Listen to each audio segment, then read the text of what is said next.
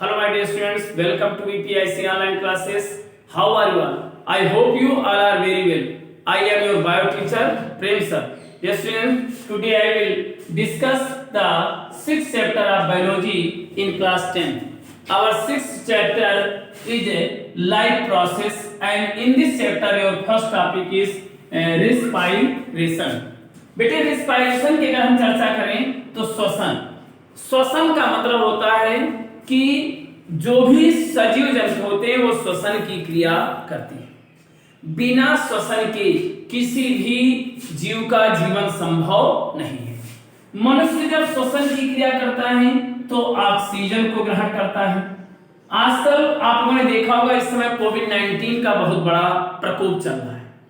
हमारा देश इस महाबीमारी से जूझ रहा है और अक्सर करके आप लोगों ने टेलीविजन के माध्यम से, पेपर के माध्यम से आप लोगों ने देखा होगा कि ऑक्सीजन सिलेंडर के लिए मारामारी हुई है। ऑक्सीजन की कमी के कारण न जाने हमारे कितने भाई बहनों की जान चली गई। तो जो आपका रिस्पायरेशन श्वसन की क्रिया न होने पर मनुष्य की मृत्यु हो जाती है। अगर हम चर्चा करें तो श्वसन के बारे में बताना चाहूंगा कि श्वसन जीवन की वह ज्योति है जो जन्म के समय जलती है और जीवन पर्यंत जलती रहती है। जैसे ही इस संसार में मनुष्य का कदम पड़ता है तो मनुष्य श्वसन की क्रिया द्वारा ही जीवित रहता है। यदि श्वसन की क्रिया नहीं करता है तो फिर जीवन संभव नहीं है। और जब श्वसन की क्रिया होती है तो ऑक्सीजन को ग्रहण करता है और कार्बन डाइऑक्साइड को निकालता है। बेटे श्वसन की बात करें तो श्वसन सबसे अच्छा नासा मार्ग द्वारा होता है। यानी कि जो नाक होती है, इस नाक के अंदर आपने देखा होगा कि छोटे छोटे ये रोम पाए जाते हैं। इनका मुख्य कार्य होता है कि जब आप सांस को ग्रहण करते हैं तब उसमें जो भी छोटे छोटे कण होते हैं वो रोक लिए जाते हैं और शुद्ध ऑक्सीजन नासा मार्ग होकर हमारे फेफड़ों में पहुंचती है। जब ऑक्सीजन फेफड़ों में पहुंचती है, चूंकि हमारे शरीर में फेफड़ों की संख्या 2 होती है और हमारा जो बायां फेफड़ा होता है वो थोड़ा सा छोटा होता है क्योंकि हृदय के लिए स्थान प्रदान करता है। इसमें 1 करोड़ वायु कोष एयर ब्लेडर पाए जाते हैं। अक्सर करके आप लोगों ने देखा होगा कि बहुविकल्पी प्रश्न में या 1 नंबर के प्रश्न में पूछा जाता है कि फेफड़ों में वायु कोष की संख्या कितनी होती है तो आपको 1 करोड़ बताना है। एयर ब्लेडर जो होते हैं 1 करोड़ होते हैं। फेफड़ों में हमेशा हवा भरी रहती है, कभी भी फेफड़े हमारे खाली नहीं रहते।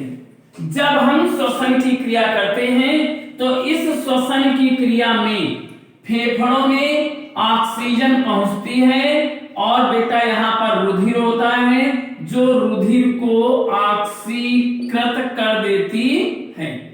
यानी कि रुधिर को ऑक्सीकृत कर देती है और ऑक्सीकृत करने के पश्चात ऑक्सी हीमोग्लोबिन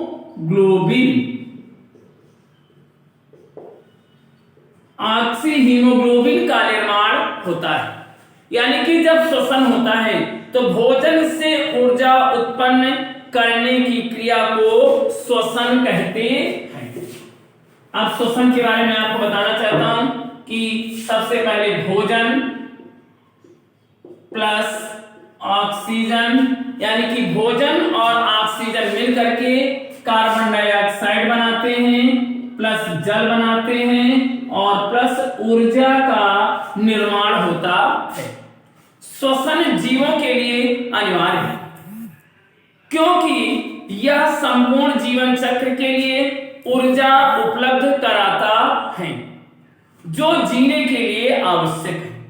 अगर मनुष्य श्वसन की क्रिया नहीं करता है तो फिर उसका जीवन संभव नहीं है। जंतुओं में श्वसन की अगर बात करें बेटे तो जंतुओं में श्वसन 3 प्रकार का होता है। सबसे पहला श्वसन है आपका बाह्य श्वसन,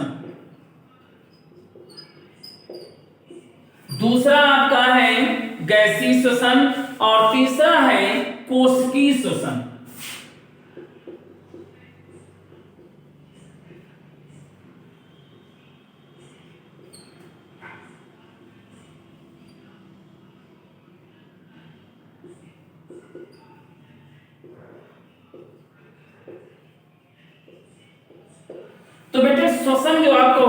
तीन प्रकार का होता है। सबसे पहले हम चर्चा करेंगे बाह्य श्वसन।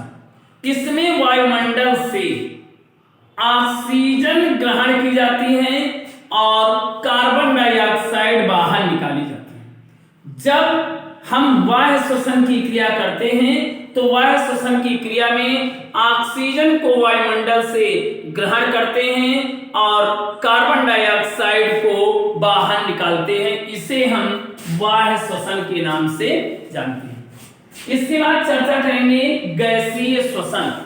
इसमें कार्बन डाइऑक्साइड श्वसन अंगों तक पहुंचती है, यानी कि इसमें जो ऑक्सीजन ऊतकों तथा ऊतकों से ऑक्सीजन इसमें पहले ऊतकों में पहुंचती है और फिर ऊतकों से कार्बन डाइऑक्साइड श्वसन अंगों तक पहुंचती है। इसे हम गैसीय श्वसन कहते हैं। इसके बाद बेटे हम चर्चा करेंगे कोशिकीय श्वसन। यह क्रिया कोशिकाओं के अंदर होती है, यानी कि जो सेल्स होती हैं उन कोशिकाओं के अंदर कोशिकीय श्वसन होता है। इसमें एटीपी का निर्माण होता है। आप लोगों ने सुना होगा एटीपी का पूरा नाम होता है एडिनोसिन ट्राइफॉस्फेट और एडीपी का पूरा नाम होता है एडिनोसिन डाइफॉस्फेट। अब श्वसन मैंने आपको बताया बाह्य श्वसन, गैसीय श्वसन और कोशिकीय श्वसन। अब इन कोशिकीय श्वसन के अंतर्गत मैंने आपको बताया कि इसमें एटीपी का निर्माण होता है। उसके बाद हम चर्चा करेंगे श्वासोच्छ्वास। ये मेन हेडिंग है श्वासोच्छ्वास, जिसे हम ब्रीथिंग के नाम से जानते हैं। BREATHING,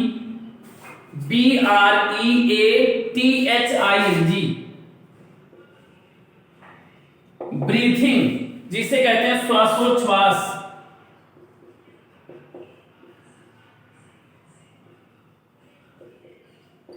यानी कि श्वासोच्छ्वास का मतलब होता है ऑक्सीजन को फेफड़ों में पहुंचाना तथा कार्बन डाइऑक्साइड को बाहर निकालना, सांस लेना कहते हैं। आप लोगों ने देखा होगा जैसे हम लोग जब श्वसन की क्रिया करते हैं तो जब मनुष्य अपने आप ऑक्सीजन को नहीं ग्रहण कर पाता तब ऐसी कंडीशन में उसे हम गैस सिलेंडर के माध्यम से ऑक्सीजन प्रोवाइड कराते हैं, जिससे उसे बचाया जाता है। इसके बाद हम चर्चा करेंगे आप लोगों को श्वसन के प्रकार, types of respiration.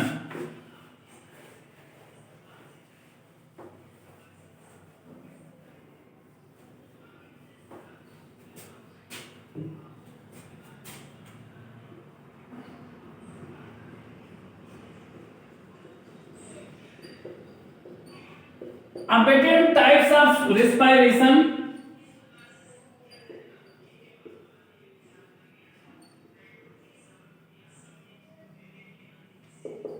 Types of respiration की अगर हम बात करें तो श्वसन दो प्रकार का होता है, ऑक्सी श्वसन और अनाक्सी श्वसन।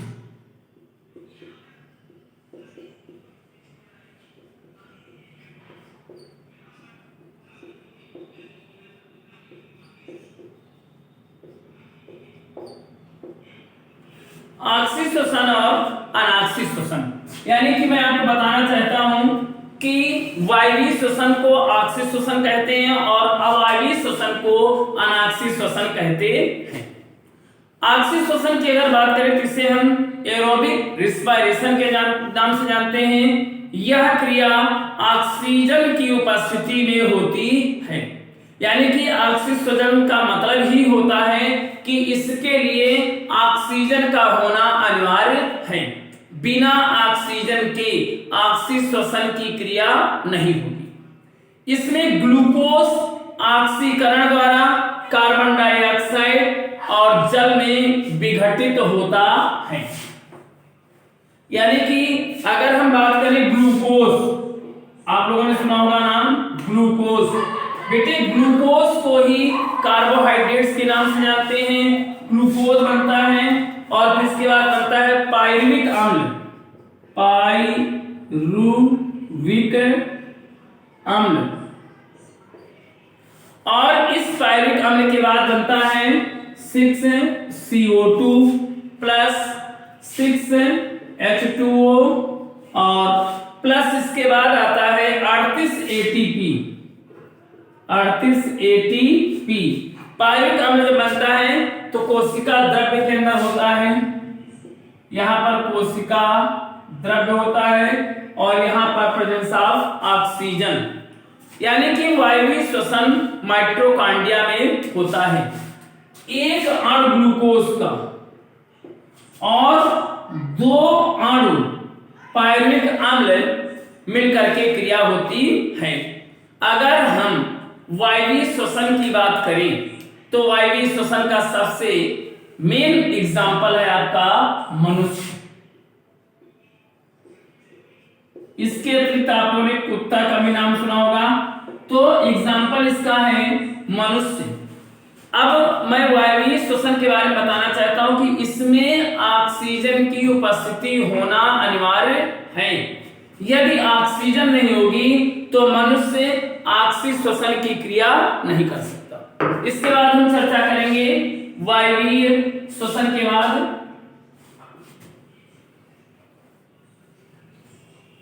अनाक्सिक श्वसन। अब देखिए बेटा, अनाक्सिक श्वसन को हम कहते हैं अवायवीय श्वसन।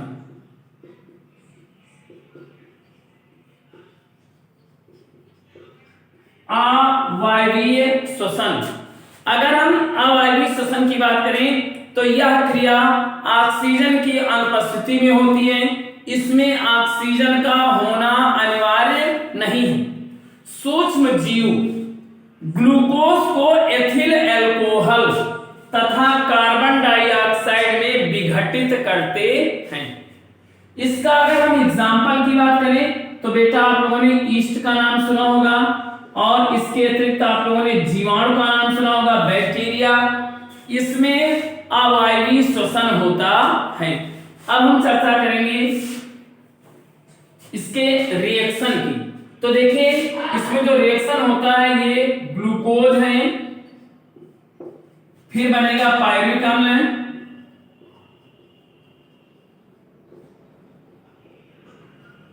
और इस पायरुविक अम्ल के बाद बनेगा एथिल एल्कोहल, जिसे कहते हैं C2H5OH, और फिर कार्बन डाइऑक्साइड बनेगी प्लस 2CO2 और प्लस ATP। यानी कि इसके अतिरिक्त मैं आपको बताना चाहता हूं कि ग्लूकोज का बेटा सूत्र क्या होता है, C6H12O6। ग्लूकोज और कार्बोहाइड्रेट्स दोनों का सूत्र एक ही होता है। अब आपका ये ग्लूकोज है और ये पायरुविक अम्ल है, ये आपका एथिल अल्कोहल बनता है, कार्बन डाइऑक्साइड बनती है और एटीपी के अणु का निर्माण होता है। यानी कि अगर हम अवायवीय श्वसन की बात करें तो यह क्रिया ऑक्सीजन की अनुपस्थिति में होती है। सूक्ष्म जीव ग्लूकोज को एथिल अल्कोहल तथा कार्बन डाइऑक्साइड में विघटित करते हैं और ये क्रिया किसमें होती है, ईस्ट एंड बैक्टीरिया। ग्लूकोज बनता है, ग्लूकोज से पायरुविक अम्ल और एथिल अल्कोहल का निर्माण होता है, कार्बन डाइऑक्साइड बनती है और 2 ATP अणु का निर्माण होता है। अब इसी के साथ साथ हम ऑक्सीजन श्वसन और अनाक्सीय श्वसन में अंतर की बात करते हैं। तो बेटे ऑक्सीजन श्वसन और अनाक्सीय श्वसन में अंतर का मतलब होता है कि यह क्रिया जीव मनुष्यों में होती है, यह क्रिया ईस्ट तथा जीवाणु में होती है। इसमें क्या बनता है कि सबसे पहले कार्बन डाइऑक्साइड बनती है, जल बनता है और इसमें जो आपका अवायवीय श्वसन है इसमें आपका एथिल अल्कोहल का निर्माण होता है। ऑक्सीजन श्वसन में एक अणु आपके ग्लूकोज के साथ मिलकर के दो अणु पायरुविक अम्ल का निर्माण करते हैं और इस क्रिया में आपके 38 एटीपी ऊर्जा मुक्त होती है और यानी कि अवायवीय श्वसन में 2 एटीपी अणुओं का निर्माण होता है। मेन चीज अगर मैं बताना चाहूं तो ऑक्सीजन श्वसन के लिए ऑक्सीजन का होना अनिवार्य है, जबकि अनाक्सीय श्वसन के लिए ऑक्सीजन का होना अनिवार्य नहीं है। तो बेटे आज मैंने आप लोगों को इस लाइफ प्रोसेस जैव प्रक्रम के अंतर्गत मैंने आपको श्वसन के बारे में बताया। श्वसन का मतलब होता है कि प्रत्येक जीव जंतु श्वसन की क्रिया द्वारा ही जीवित रहता है। यदि श्वसन की क्रिया नहीं करेगा तो उसे फिर जीवन संभव नहीं है। यानी कि प्रत्येक जीव जंतु को श्वसन करना अनिवार्य है, क्योंकि श्वसन की क्रिया में हम ऑक्सीजन को ग्रहण करते हैं। ऑक्सीजन को प्राण वायु के नाम से जानते हैं। आप लोगों ने देखा होगा कि कभी कभी ऑब्जेक्टिव क्वेश्चन में पूछा जाता है कि वायुमंडल में ऑक्सीजन कितने प्रतिशत होती है। तो बेटे इसका जो एग्जाम्पल होगा, यानी कि इसका जब आप आंसर देंगे तो आपको बताना है कि वायुमंडल में सबसे ज्यादा नाइट्रोजन 78% और ऑक्सीजन 21% होती है और इसके अतिरिक्त 1% में अन्य गैसें पाई जाती हैं। तो बेटे it is sufficient for today. Thank you student. Stay home, be safe and keep studying.